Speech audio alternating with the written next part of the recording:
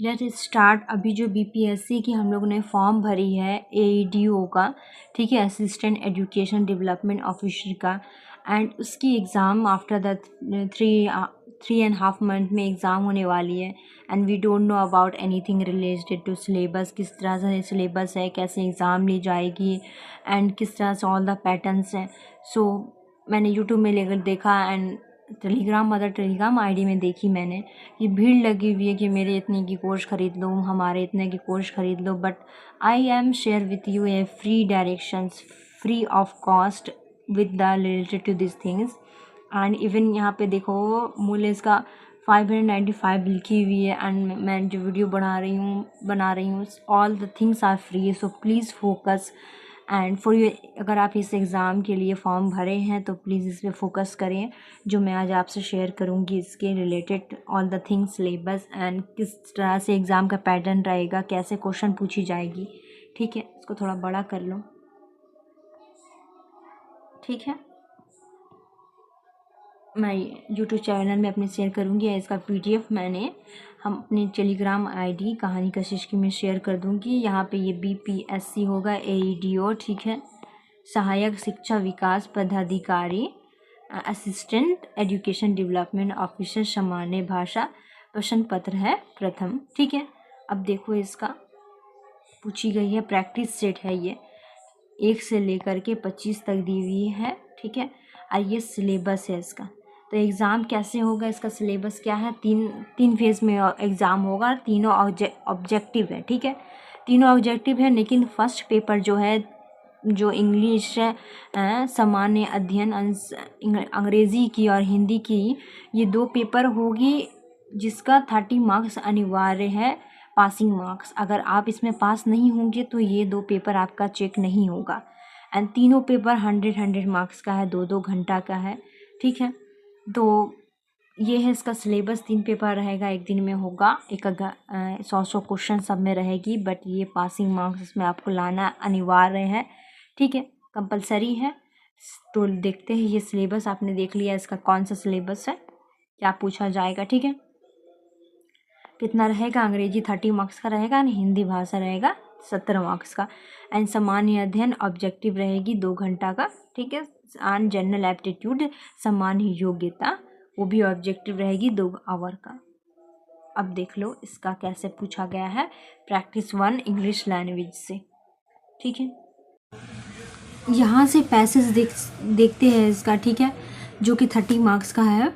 Let's start the passage, read the given passage and answer the question. ठीक है, the question that follow. Difficult time could create feelings of anxiety, insecurity and fear. As we navigate through undesirable situations and uncertainties, we find that negativities surrounding the problem consume our mind. इसका कहने का बात है कि आप कठिन समय के हमें बताते हैं हमारे अंदर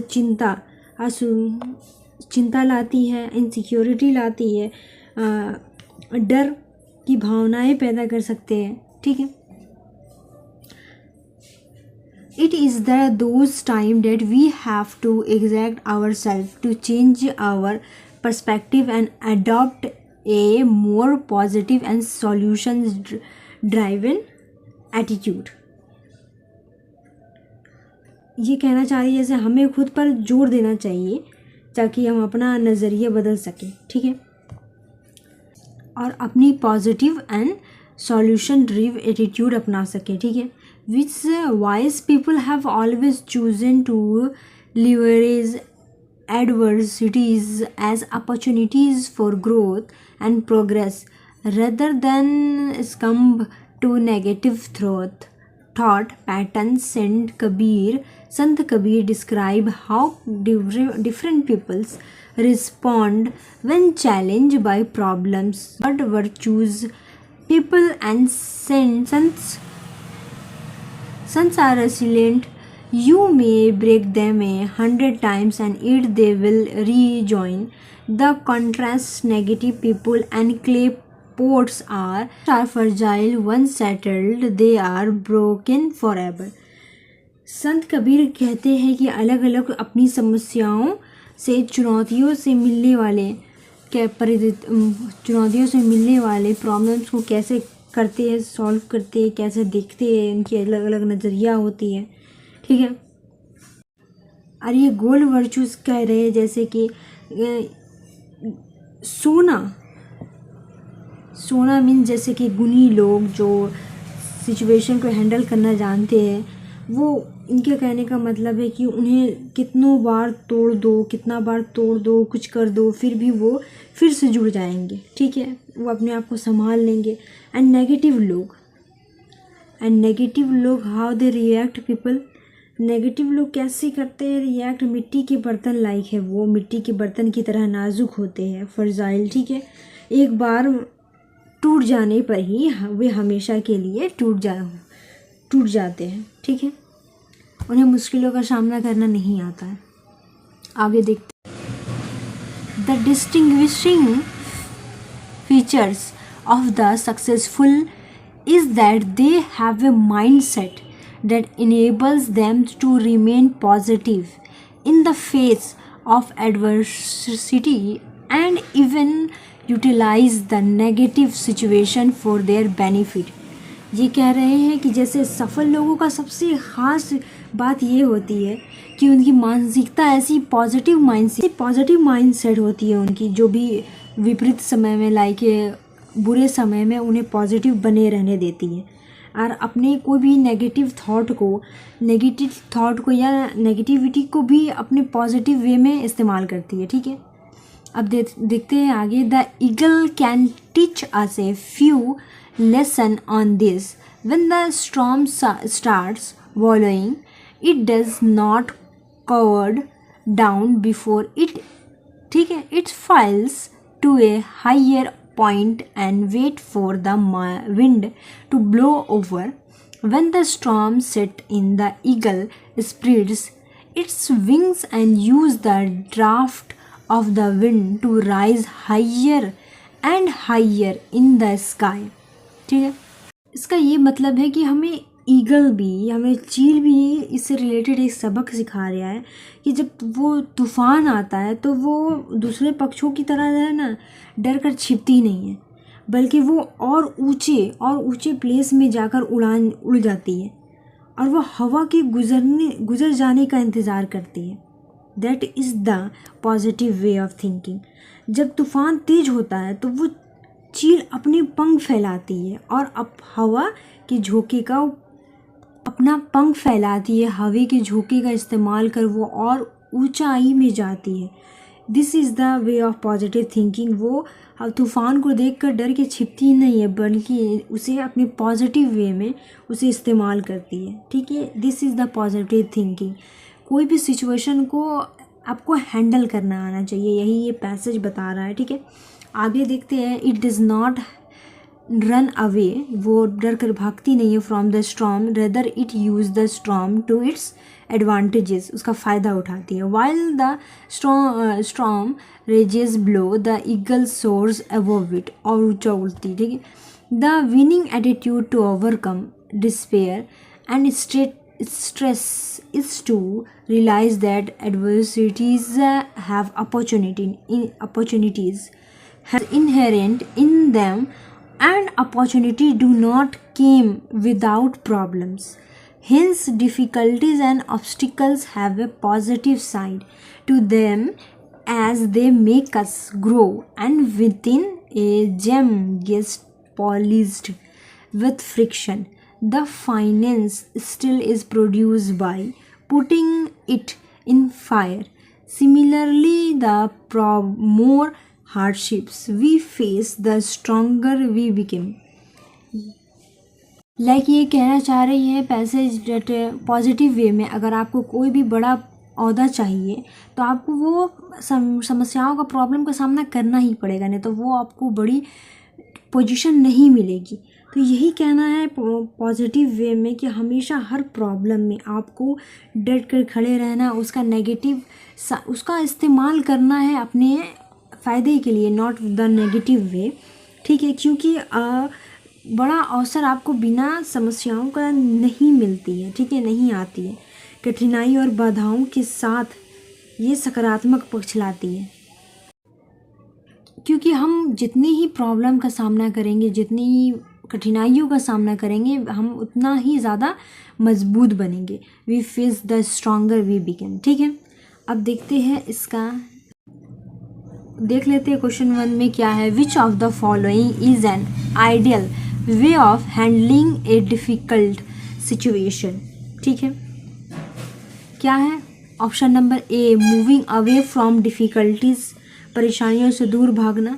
option B, making the best use of a situation to your advantages, अपने फ़ायदे के लिए इसे यूज़ करना, एडवांटेजेस लेना। ठीक है, becoming overcome bye stress and negativity, मतलब हार मान लेना अपने प्रॉब्लम से एंड स्ट्रेस से। More than one of the above या नन ऑफ द अबव। तो ऑप्शन नंबर क्या होना चाहिए? Option B is right. ठीक है, जैसे प्रॉब्लम में, कोई भी सिचुएशन में, यही ना कह रहा पैसेज में, अपने फ़ायदे के लिए इसे इस्तेमाल करो। ठीक है, पॉजिटिव वे में। तो ऑप्शन बी इज़ राइट। देखते हैं अब क्वेश्चन नंबर 2 क्या कह रहा है। Sant Kabir believe that saintly people. Option number A, can be broken easily, आसानी से तोड़े जा सकते हैं। Option number B, are not willing to suffer a 100 time, 100 बार प्रॉब्लम झेलने के बाद, सफ़र करने के बाद के लिए तैयार नहीं होते। ठीक है, and can resign their strength easily, आसानी से वो अपना शक्ति वापस पा सकते हैं। ठीक है, मोर than one of the above और नन ऑफ द अबव। तो what's the answer is that, क्या होगा? ऑप्शन नंबर बी, सी होगा। Can resign their strength easily, अपनी शक्ति, अपनी ताकत का आसानी से वापस पा सकते हैं। ठीक है, सही इस्तेमाल करके। चलो अब देखते हैं स्टेंजा अलग। ठीक है, पर 3, when there is a storm and eagle, जब तूफान आता है तो चील क्या करती है? अभी हमने बताया था, wait for it to end then start flying. क्या कहा था कि इसके ख़त्म होने का इंतज़ार करती है तब वो उड़ेगी। या option number B, uses it to fly away to safety, या इसका इस्तेमाल करेगी कि अपनी सुरक्षा के लिए या उड़ जाने के लिए। ठीक है, सुरक्षा करके उड़ जाने के लिए क्या करेगी? वो सेफ्टी के लिए इस्तेमाल करेगी। Option number C, flies high above it using its force, या उसे अपनी शक्तियों का, उसके तूफान को अपनी स्ट्रेंथ बनाएगी, अपनी शक्ति बनाएगी और ऊंचा उड़ेगी। या more than one of the above, none of the above. So क्या होगा answer? Number C, flies high above it using its force. ठीक है, अब क्वेश्चन नंबर 4 क्या होगा इसका? देख लो क्वेश्चन नंबर 4 क्या है। Which of the following is not a message that the passage give us. इसमें से पैसेज में कौन सा संदेश नहीं है जो पैसेज हमें बता रहा है? ठीक है, those who are positive are fragile and can be easily settled by difficulties. क्या है इसका मतलब? कि जो लोग सकारात्मक होते हैं, पॉजिटिव होते हैं, ठीक है, जो लोग सकारात्मक होते हैं, पॉजिटिव होते हैं, वो लोग नाजुक होते हैं और कठिनाइयों से आसानी से बिखर सकते हैं। ठीक है, आसानी से ये टूटकर बिखर जाते हैं। Option number B, we have to change our view point and adopt a more positive and solutions driven attitude toward difficulties. क्या है? हमें अपनी व्यू पॉइंट को, हमें अपनी नज़रिया को बदलना होगा ताकि अपने कठिनाइयों का, प्रॉब्लम का सामना सकारात्मक रूप से पॉजिटिव वे में एंड सॉल्यूशन में कर सके, एटीट्यूड के साथ। ठीक है, option number C, difficulties enables us to become stronger as we learn to face them. क्या है? कठिनाइयाँ हमें, प्रॉब्लम्स हमें मजबूत बनाती है ताकि हम उनका सामना कर सकें। More than one of the above और नन ऑफ द अबव। तो इसका आंसर क्या होगा? Option number A. इसमें बोल रहा है those people are positive are fragrant and can be easily settle by difficulties. नहीं, जो लोग पॉजिटिव होते हैं, सकारात्मक होते हैं, वो प्रॉब्लम का सामना डट के करते हैं, ना कि टूट कर बिखर जाते हैं। Option A is right. अब देखते हैं पैसेज का स्टेंजा 5 क्वेश्चन 5 एंड 6 क्या कह रहा है। क्वेश्चन नंबर 5 कहाँ जा रहा है ये भाई, रुक जा। Question number 5 as per the passage when we face difficulties. जब हम कठिनाइयों का सामना करते हैं, पैसेज के अनुसार क्या होना चाहिए? Option number A, we look at them as opportunities for improvement. हम उसे सुधार के और अवसरों के रूप में देखते हैं। Option number B, our mind get overcome by negative thought. हमारा माइंड, हमारा दिमाग नकारात्मक एंड नेगेटिव विचारों से भर जाता है, ठीक है। Option number C, we start changing our view on life. Option number C कह रहा है कि हम अपने जीवन में अपने लाइफ को लेके अपने व्यूज़ को बदलने लगते हैं। So option number D, more than one of the above and none of the above. तो ये पैसेज क्या कह रहा है कि जब हमें नकारात्मक मतलब जब हमें कठिनाइयों का सामना करना पड़ता है, तब हमारी सोच क्या हो जाती है, किस टाइप से हम सोचने लगते हैं। Option number B is right, our mind get overcome by negative thought. हमारा दिमाग हम नेगेटिव विचारों से भर जाता है, यानी नेगेटिव सोचने लगता है, ठीक है। क्वेश्चन नंबर 6 क्या कह रहा है? Select the most appropriate option that can substitute the underlined segment in the given sentence. If there is no need to substitute it, select no substitution. ठीक है। Honesty as well as discipline are required to succeed in life. ये कह रहा है जैसे यहाँ पे जो अंडरलाइन किया हुआ है, इसे चेंज करने की ज़रूरत है तो इसे चेंज कीजिए, कौन सा ऑप्शन सही होगा इसकी जगह पे, एंड नहीं है तो फिर इसे नहीं बताएं, ठीक है। तो ऑप्शन इसका यहाँ पे कौन सा करेक्ट होगा ये बताना है यहाँ पे, ठीक है। Is required to succeed in life, are requirement to succeed in life, has required to succeed in life, more than one of the above और नन ऑफ द अबव। इसमें बोल रहा आर रिक्वायर्ड टू, तो इसका answer क्या होगा? ये honesty दिया हुआ, honesty as well as discipline. तो इसका पहला ऑप्शन क्या है? हॉनेस्टी। ये सिंगुलर वर्ड है, तो यहाँ पे ये क्या दिया हुआ है? Are required to succeed in life, जबकि ये वर्ब एक मतलब सिंगुलर होनी चाहिए यहाँ पे, ना कि आर रिक्वायर्ड, ठीक है। सो यहाँ पे इज़ होगा, नॉट आर होगा। So option number A is right. अब क्वेश्चन नंबर 7 देख लो। Select the most appropriate option to fill in the blanks है। फिल इन द ब्लैंक्स वही आ गए जो पहले बच्चे में पढ़ते थे, खाली जगह को भरे। The children's series dash recommended for young readers, means कि यंग रीडर्स के बीच बच्चों की सिफारिश की जाती है, ठीक है। सो कौन सा आंसर सही होगा? Have, is, are, more than one of the above, या E number none of the above. क्या होगा? Is. The children series is recommended for young readers, ठीक है। अब देख लो क्वेश्चन नंबर 8 क्या है? The following sentence has been split into 4 segment. Identify the segment that contains a grammatical error. The doctor came after the patient had passed away. इसमें आपको grammatical error है, क्या गलत है वो आपको पहचानना है, ठीक है। इसमें कोई ज़्यादा डिफ़िकल्टीज नहीं है, अगर आप 1-2 बार देखेंगे तो आप समझ जाएंगे, ठीक है। द डॉक्टर केम, डॉक्टर का आना, आफ्टर द पेशेंट, मरीज़ का गुजर जाना, हैड पास अवे, ठीक है, मरीज़ का गुजर जाना। आगे देखते हैं ये क्या कह रही है। देखिए इंग्लिश पेपर में आपको पास करना ज़रूरी है। अगर ये इंग्लिश पेपर में आप पास नहीं करेंगे, इंग्लिश एंड हिंदी पेपर में, तो आपका R2 जो सेकंड 2 पेपर है वो चेक नहीं होगी। तो प्लीज़ फोकस कर ले, थोड़ा सा देख ले, ये आपके लिए बेहतर है। तो क्या होगा ऑप्शन नंबर? देख लो, after the patient B number pass away, the doctor came, option number D more than one of the above and E number none of the above. तो ऑप्शन क्या हो गया इसका, कौन सा ऑप्शन सही होना चाहिए, option B number B is right. ये ग्रामेटिक मिस्टेक किया है क्योंकि देख लो कैसे है, चलो देख ही लेते हैं।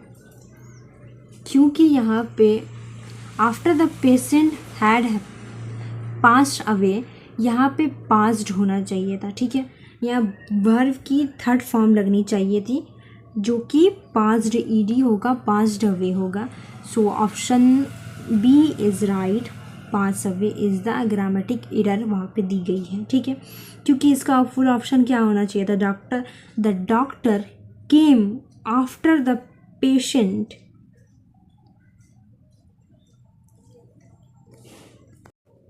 इसका कंप्लीट राइट आंसर क्या होगा, the doctor came after the patient had passed away.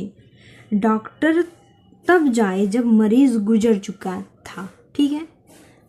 अब क्वेश्चन नंबर 9 देख लो। अब क्वेश्चन नंबर 9 क्या कह रहा है, देखो इसी तरह एग्ज़ाम में पूछा जाएगा, इसीलिए तो प्रैक्टिस क्वेश्चन मैं आपके साथ लेके आई हूँ, शेयर कर रही हूँ विथ फ्री क्लासेस।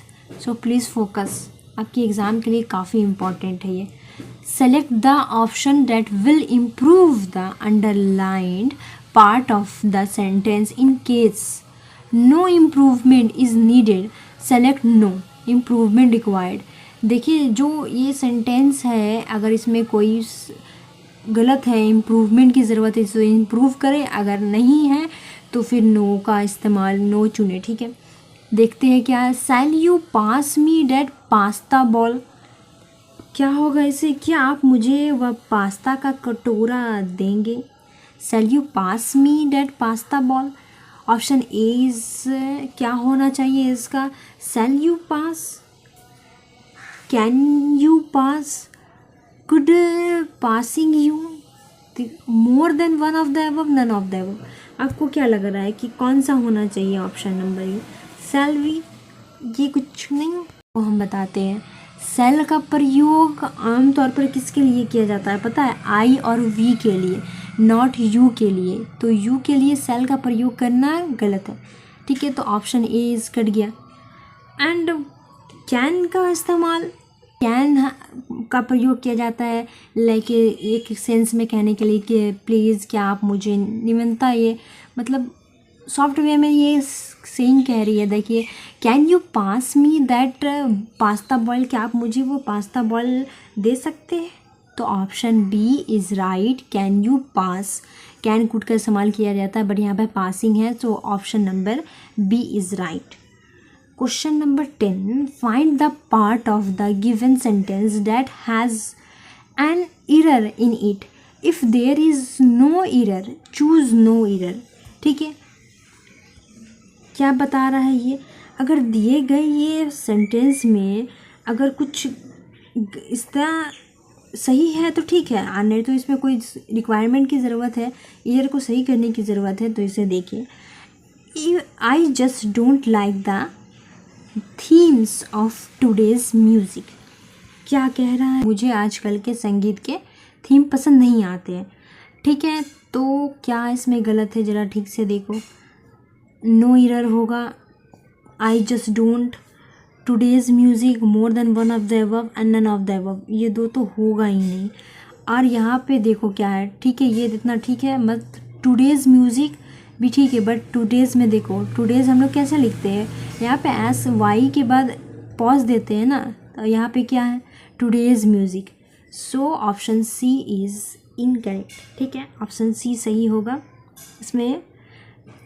अब देखो क्वेश्चन नंबर 11 में क्या दिया हुआ है, select the most appropriate option to substitute the underline segment in the given sentence, if there is no need to substitute it, select no substitutions, ठीक है। अगर लाइन सही है तो ठीक है, एंड इसमें कोई सुधार की ज़रूरत नहीं है तो ठीक है, और सुधार की ज़रूरत है तो देखिए इसमें क्या सुधार की ज़रूरत है।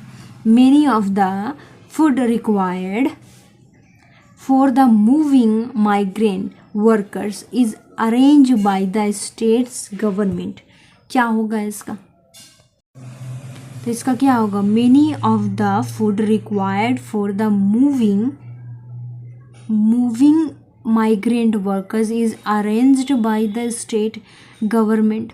मतलब कि प्रवासी लोगों के लिए, माइग्रेंट वर्कर्स के लिए गवर्नमेंट के द्वारा फूड का अरेंजमेंट की गई है, ठीक है। तो इसका क्या, कौन सा ये सही है कि गलत, ये आपको देखना पड़ेगा। Many of the food, much, option number A क्या होगा यहाँ पे? Much of the food, any of the food, most of the food, या more than one of the above, या नन ऑफ द अबव। ये तो गलत ही होगा। But many of the food, food क्या है? फूड है अनकाउंटेबल नाउन है। फूड का जब इस्तेमाल करते हैं ना तो मेनी नहीं इस्तेमाल करते, क्योंकि ये काउंटेबल नाउन है। इसमें लाइक ये इस्तेमाल करते हैं many books, many chairs, not many food. Food का इस्तेमाल किया जाता है, अनकाउंटेबल नाउन है। मच, मोस्ट, मच या मोस्ट है, तो इसका प्रयोग करेंगे most of the food. Most होगा यहाँ पे, option number C is right, ठीक है। क्वेश्चन नंबर 12 देख लो। 12 क्या है? Identify the segment in the sentence which contains a grammatical error. If there is no error select no error, ठीक है। ग्रामेटिक एरर अगर यहाँ पे दी हुई है तो ठीक है, उसको सही करें, और नहीं है तो फिर नो का प्रयोग करें, ठीक है। क्या दिया हुआ है यहाँ पे देख लो भाई, दिखा देते हैं, परेशान क्यों हो रहा है। At one time birds and animals lived peaceful together. क्या कह रहा है वाक्य में? मैं था जब बर्ड्स एंड एनिमल्स साथ में शांतिपूर्ण तरीके से रहते थे। तो यहाँ पे पीसफुल टुगेदर है। पीसफुल टुगेदर, पीसफुल का उपयोग एडजेक्टिव के लिए किया जाता है, ठीक है। यहाँ पे नॉट होगा, पीसफुली नहीं होगा, पीसफुल नहीं होगा, पीसफुल्ली होगा। बट ऑप्शन में ऐसा कुछ नहीं दिया हुआ है, तो option number A is right होगा, पीसफुल टुगेदर। अब देख लो क्वेश्चन नंबर 13 क्या है। Select the most appropriate option to substitute the bracket segment in the given statement. Bracket में जो स्टेटमेंट दिया हुआ है उसको देखना है। If there is no need to substitute select no. अगर इसे मतलब सही करने की ज़रूरत नहीं है तो सिलेक्ट नो है, एंड सही करने की ज़रूरत है तो देख लो, ठीक है। Required, in fact climbing form is spreading so rapidly that it's now the states worst invasive weed. In climbing form है एक ऐसी प्रकार की, मतलब बहुत तेज़ी से फैलने वाली ये झाड़ी है, एक तरह से इसे पौधा कह सकते हैं, पेड़ पौधा। सो इसकी वजह से ये काफ़ी खतरनाक है, बहुत तेज़ी से फैलती है, ठीक है, जिसकी वजह से काफ़ी परेशानियों का सामना करना पड़ रहा है। तो अब इसका ऑप्शन देखो कि क्या ऑप्शन सही होगा। इसमें देख लेते हैं क्या ऑप्शन सही होने वाला है। इसमें नो सब्स्टिट्यूशन रिक्वायर्ड, ठीक है, किसी सुधार की आवश्यकता नहीं है। वाकई में किसी सुधार की आवश्यकता नहीं है। अगर कोई पेड़ पौधे इतनी तेज़ी से फैलेंगे जो ख़तरनाक है, ठीक है, जिसकी वजह से काफ़ी नेगेटिव सामना करना पड़ रहा प्रॉब्लम्स का। In fact climbing form is spreading so rapidly that it's, अगर इसे लिखेंगे तो, in fact climbing form is spreading so rapidly that it's हम लोग इट्स इसी तरह लिखते हैं, पॉज देते हैं ना यहाँ पे। यही छोटा छोटा यहाँ पे एग्ज़ाम में ये सब फोकस करना पड़ेगा भाई, देख लो। सो यहाँ पे पॉज लगेगी because that's the option is right, ठीक है। Option number B is right. छोटा छोटा चीज़ ही तो मात खा जाते हैं, जो हमें नेगेटिविटी का सामना करना पड़ता है और हमारी सिलेक्शन नहीं हो पाती है, ठीक है, इसलिए फोकस कर ले। क्वेश्चन नंबर 14 देख ले। A sentence has been given with a blank to be filled with an appropriate option. Choose the correct alternative, ठीक है भाई। The school was dash than a smile from their home. तो इसका हमने क्या भरेंगे, फिल्म्स में क्या भरोगे? हाँ, more, option number A is right. School क्या होगा? स्कूल उनके घर के 1 मील से अधिक दूरी पर था। More than a mile from their home, option A is right. Question number 15, select the most appropriate private synonym of the given word. तो गिवन वर्ड क्या दिया हुआ, अगस्त, इसका क्या होगा option number B is eminent होगा, ठीक है, option B is right. Question number 16 देख लो क्या है, 16 में दी हुई है, देख ही लेते हैं भाई 16 में क्या बता रहा है। Select the most appropriate synonym of the given word. Synonym मतलब होता है जो मिलता जुलता होता है, ठीक है, उसे ही कहते हैं सिनोनिम शब्द। अब क्या दिया हुआ है, जोवियल दिया हुआ। तो जोयल मतलब क्या होता है, हम लोग इंग्लिश में इसे क्या कहते हैं, जैसे लाइक ए चेयरफुल, जॉयफुल्ली पर्सन, ठीक है, खुश मिजाज कहा जाता है। तो ऑप्शन क्या होना चाहिए इसका, जेरिंग का मतलब क्या होती है, मतलब ताना मारना, ये सब इसको लाइक दैट कहते हैं, ठीक है। जॉयस मतलब होती है आनंद, मतलब खुश मिजाज। जजमेंटल, ये तो जजमेंटल तो अलग ही वर्ड हो गया, निर्णय मतलब कोई फैसला लेने वाला। मोर than one of the above, ये तो किसी ऑप्शन में नहीं होगा, तो ये तो अवॉइड ही कर देना, ऑप्शन बी इज़ राइट होगा, ये मिलता जुलता है, ठीक है। Question number 17, select the grammatically correct sentence. Grammatically जो सेंटेंस करेक्ट है उसे सेलेक्ट करो, ठीक है भाई, कर लेंगे। It was the hectic day for Susan with a lot of purchase and the couple of meetings. तो ये सुशान के लिए बहुत ही व्यस्त एंड हैट्रिक डे था, जो उसमें कई खरीदारियाँ शॉपिंग्स लाइक शामिल थी। तो ऑप्शन ये कह रहा है, option number B, it was a हैट्रिक day for Susan with the lot of purchase and a couple of meetings. देखो कुछ तो मिसिंग है, ये तो तुमको थोड़ा गौर करने पड़ेगा सेंटेंस में। इट वाज ए हैट्रिक डे फॉर, अगर तुम इसे इंग्लिश में लिखोगे तो कैसे लिखोगे, इट वाज ए हैट्रिक day for Susan with a lot of purchases होगा यहाँ पे, ऐस लगेगा क्योंकि यह खरीदारियाँ कर रहा है, ठीक है, खरीदारियाँ में क्या लगेगा, ऐस लगेगा। And a couple of meetings, option C is right. Question number 18, in the sentence identify the segment which contains the grammatical error. If so many catches had not been dropped, we would have won the match. क्या कह रहा है, अगर यदि इतनी catch हमसे नहीं छूटी होती, हम अगर नहीं छोड़ते तो हम मैच जीत चुके होते, इसका ये सेंटेंस कह रहा है, ठीक है। तो अब देखो इसका ऑप्शन क्या राइट होगा। If so many catches had not been dropped on the match, option number D, more than one of the above, and E number none of the above। तो क्या होना चाहिए इसका ऑप्शन, तो इसका ऑप्शन क्या राइट होगा, if so many catches had not been यहाँ पर नहीं लगेगा, यहाँ पे लगेगा been dropped, we would have won the match। so option B is in, ठीक है, गलत है, ऑप्शन बी होगा इसका। अब देख लो question number 19, choose the word that is opposite in meaning to the given word. Opposite होना चाहिए इसका, ठीक है, उल्टा। तो क्या होगा इसका, एल्गिड का option C is right, igneous, ठीक है, इसका अपोजिट होगा, ऑप्शन सी इज़ राइट। अब क्वेश्चन नंबर 20 देख लो, select the most private antonym of the given word. इसका उल्टा बताना है, यही मेटल का जो यहाँ पे था उल्टा बताना है, मेटल का क्या होगा, चलो देखते हैं ऑप्शन में क्या है।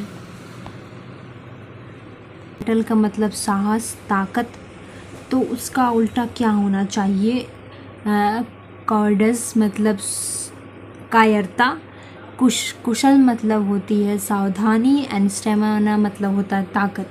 तो option A is right, option A सही है, ठीक है। Question number, find the part of the given sentence that has an error in it, if there is no error choose no error, ठीक है।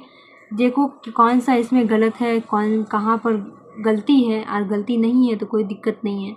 No doubt human minds are good on predicting the worst. इसमें कोई शक नहीं है कि मानव का जो दिमाग है वो तो पहले से अनुमान लगा लेता है कि क्या होगा नहीं होगा। काफ़ी इसमें अच्छा है, यही कह रहा है। तो इसमें क्या होना चाहिए, इसका कहाँ पे रॉन्ग है। अब देखो कहाँ पे रॉन्ग है, ये थोड़ा सा फोकस करो अच्छे से। देखो हम जब सेंटेंस अगर इसको लिखेंगे तो क्या लिखेंगे, no doubt human minds are good on हम लोग करेंगे। जब किसी चीज़ का हम लोग अंदाज़ा लगाते हैं तो उसे क्या लिखते हैं, गुड एट लिखते हैं, नॉट ऑन। तो good at predicting the worst, option C is में है। आर गुड ऑन कहीं नहीं है, ठीक है, ऑप्शन सी इज राइट होगा।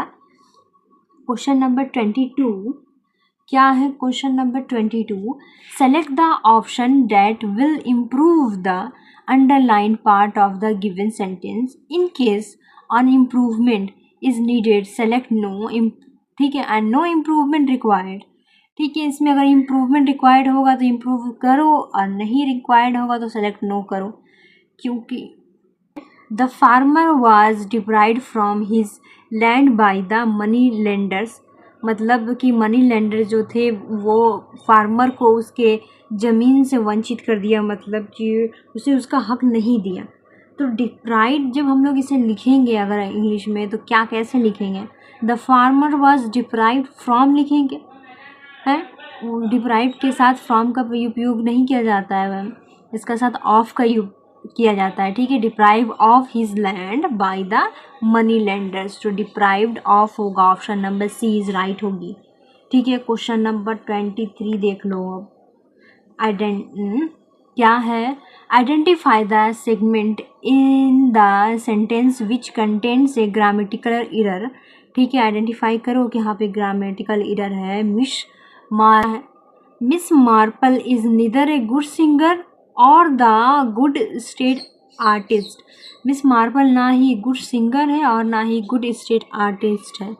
तो इसका हम लोग अगर ऑप्शन लिखेंगे तो कैसे लिखेंगे, miss Marple is neither a good singer और द गुड स्टेट आर्टिस्ट, नहीं, इसका नॉर और नहीं होगा, क्योंकि नीदर के साथ हमेशा हम लोग नीदर के साथ और का प्रयोग नहीं करते, नॉर का प्रयोग करते हैं, ठीक है।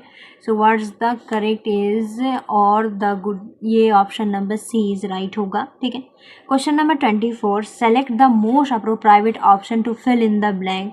क्या होगा फिल इन द ब्लैंक में, dash did she open her lunch box then everyone gather around her, ठीक है भाई, इसका साथ।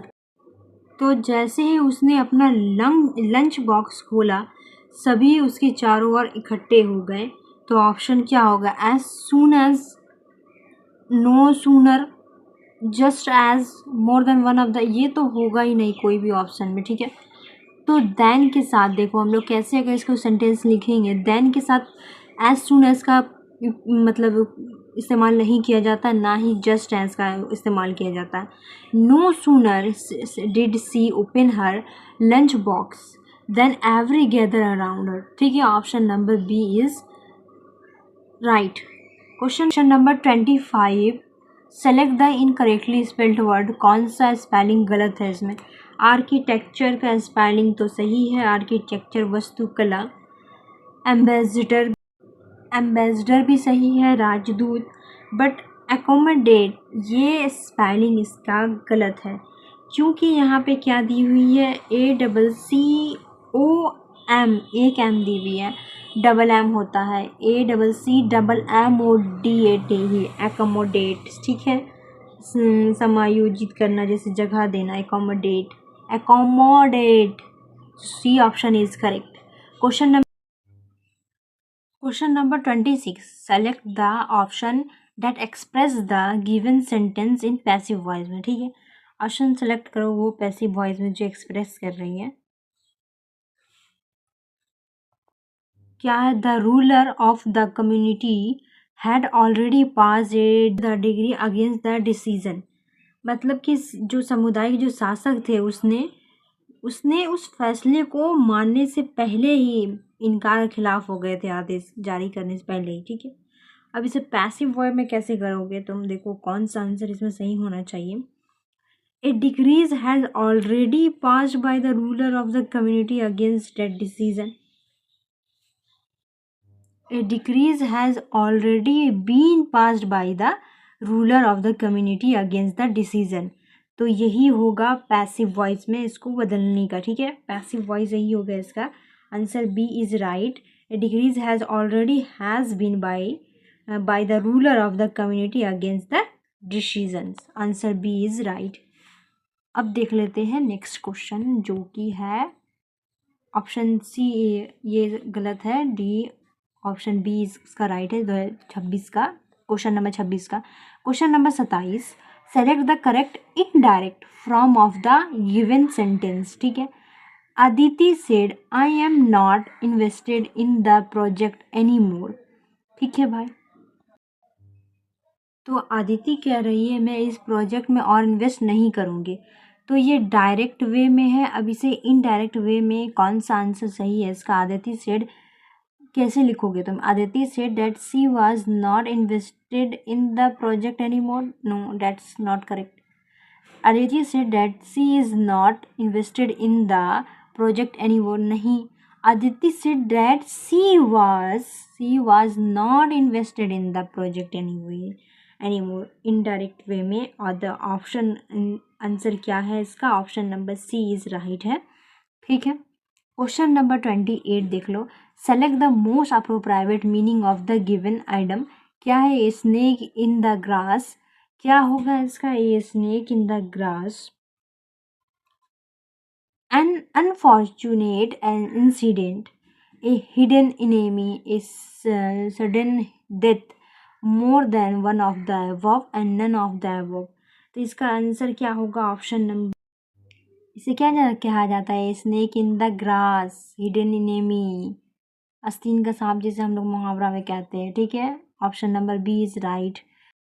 Question number 29, select the option that can be used as an one word substitute for the given group of words. ठीक है.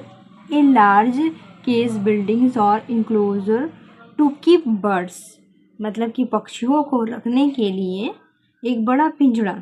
ठीक है, या भवन. तो इसका क्या होगा आंसर? अपेरली, bro, every, more than one of the above and none of the above. तो इसका आंसर क्या होना चाहिए? Option number C is right है, एवेरी. ठीक है. अब क्वेश्चन नंबर 30 देख लो जो कि लास्ट है. ठीक है.